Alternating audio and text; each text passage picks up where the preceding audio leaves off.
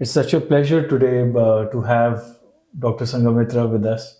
And while we will be sharing many anecdotes and information on the textiles, thank you so much for joining us. Thank you. It's I'm such a honored. pleasure to have you. And definitely, I mean, what amazes me, while the topic is ancient textiles, the embroidery on your sari, which is looking very pretty, and you're looking very Thank you pretty in so this. much. Yeah. So if we start the conversation with this sari conversation, and that will shape the socio-economic perspective on the textiles also. Okay. So first of all, I'd like to thank India City Walks and of course Sachin for inviting me. And it is such a pleasure to come to this beautiful old Haveli and giving a talk on textiles.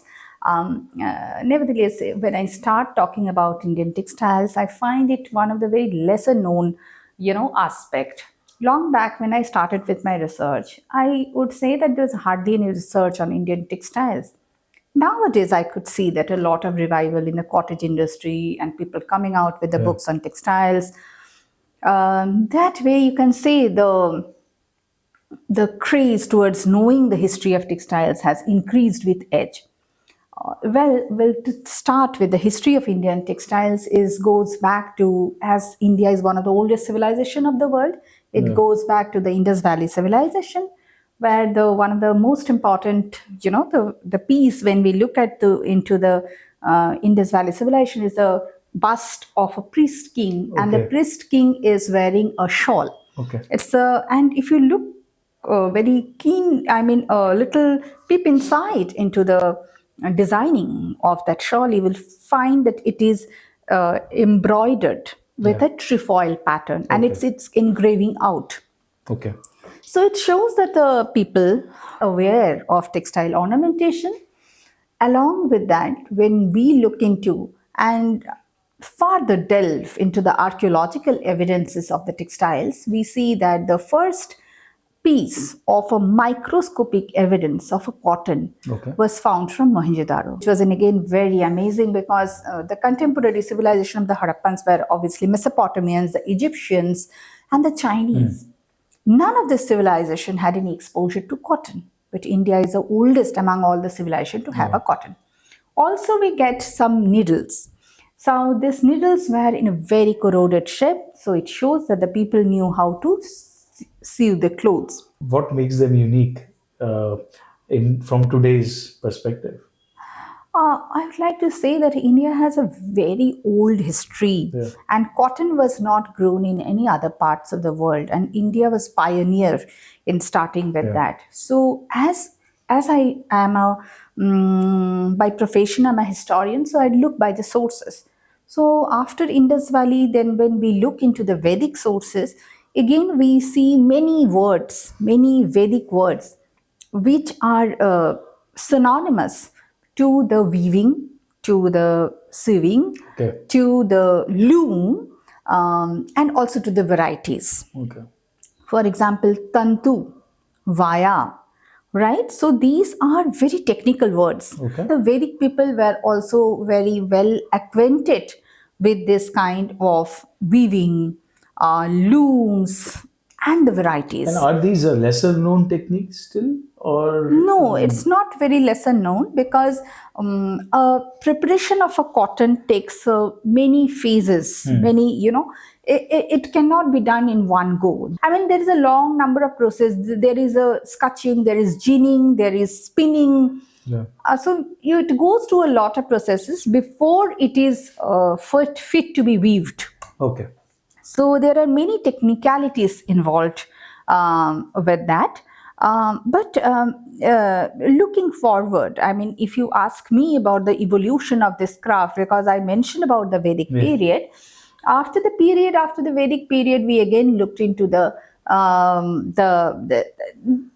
Mauryan period, I would say the 3rd century BCE, when we look into, the various sculptures Yeah. from Bharut, Sanchi, Sunga arts, Amravati arts, where we see that the females and the men, they are very fashionable. Their clothes are very fashionable. Okay. I mean, they were very fashion conscious. If you look, that there is an exuberance of life into this kind of Bharut and the Sanchi sculptures. At the same time, if you look into the ornamentation of these clothes were quite ornamented. That this does means that there were some textiles which were reserved for royalty. Um, I would say that, of course, Yeah.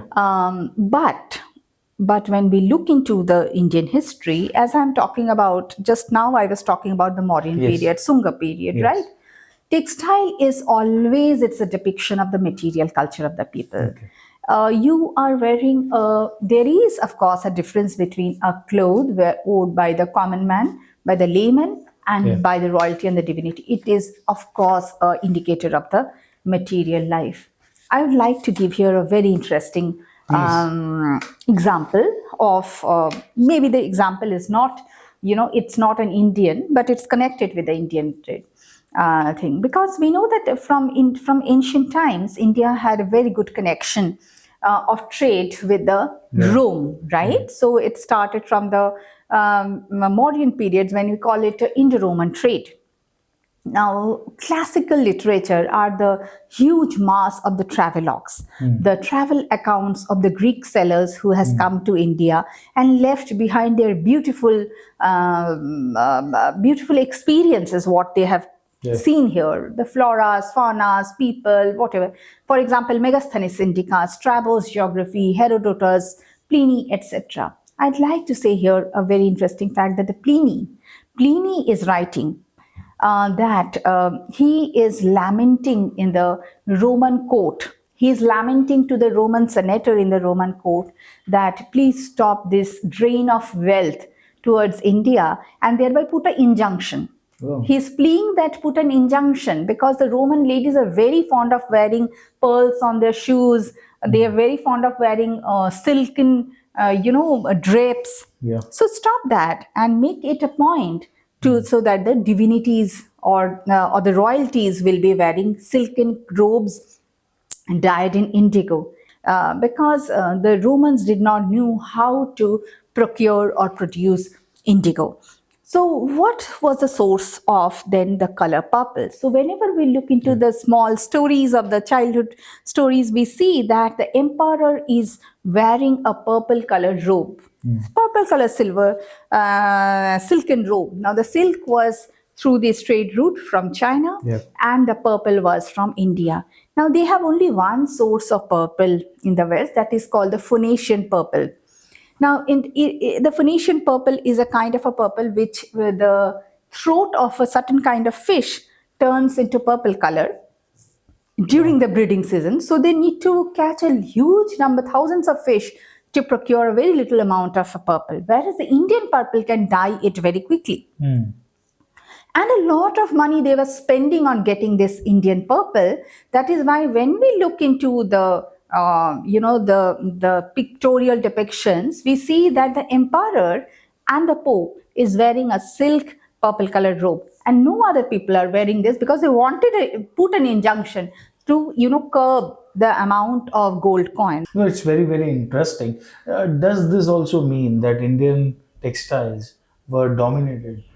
Yes, absolutely, especially in the international market, because by first century CE, we see that the Roman vocabulary also incorporates certain words. Okay. For example, these words are synonymous to Indian textile. For example, Gangetica. Okay. Gangetica means the cloth of Ganges. Okay. Then Venti. Venti means it is so fine. It is as fine as air.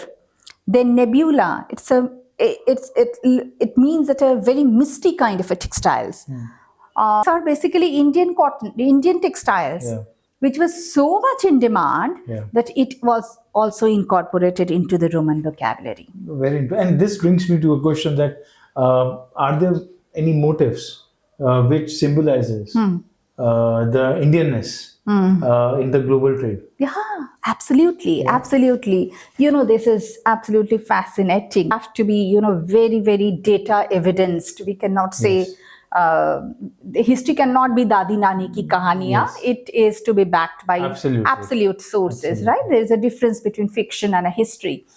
when I was constantly referring to this Indo-Roman trade, Yeah. I was not referring to any symbols. Why? Because we do not have any evidence to it about the symbols. Now, if you talk slightly late, I mean late in the sense that post-Gupta period, Yeah. 4th or 5th century CE, where we see again that this Silk Road coming up, which is again connecting from China to Byzantine Empire.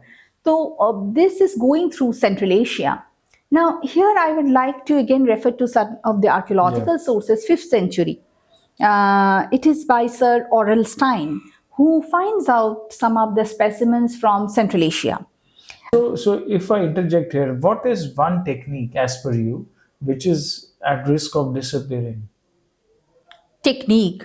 Textile technique. Yeah. Okay. I remember long back when I was doing my research, for my research purpose, I stayed for a few days in the vicinity of Calico Museum of Textiles, Ahmedabad.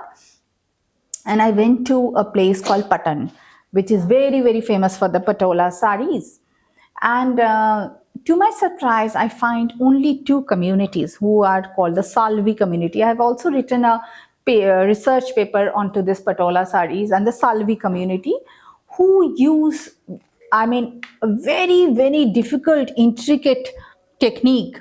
And what makes them so expensive is that this is only in India, it's the double ikat technique. Okay. The rest of the ikat, which is also found in Indonesia, is a single ikat.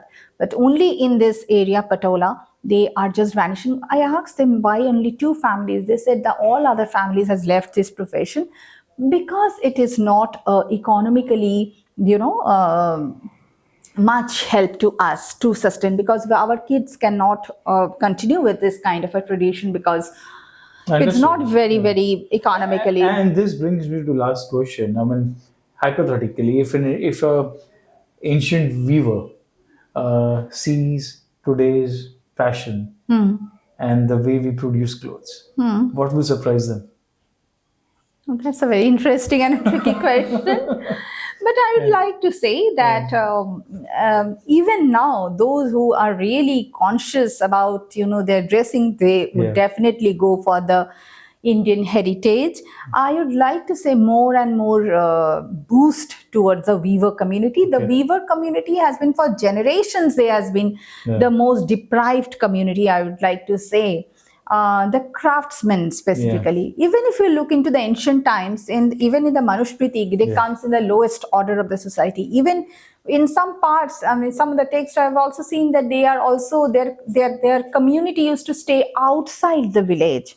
So though through them you are earning in gold coins, but as a category they are sidelined in the society. And it is not only in the ancient times, across the ages you would see that they are the maximum injustice has happened to this craftsmen weavers. But what if, I mean, a past person is seeing the fashion of today?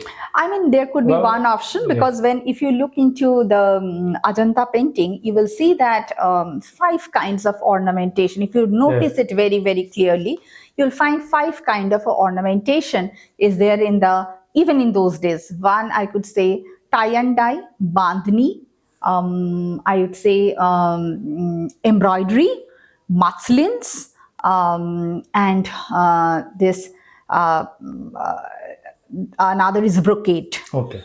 If you clearly see, if you really examine the kind of ornamentation, you could see that this kind of a tie-dye bandhni or the brocade, the Banaras is so famous for its brocade. So it has actually gone from a very, very ancient times.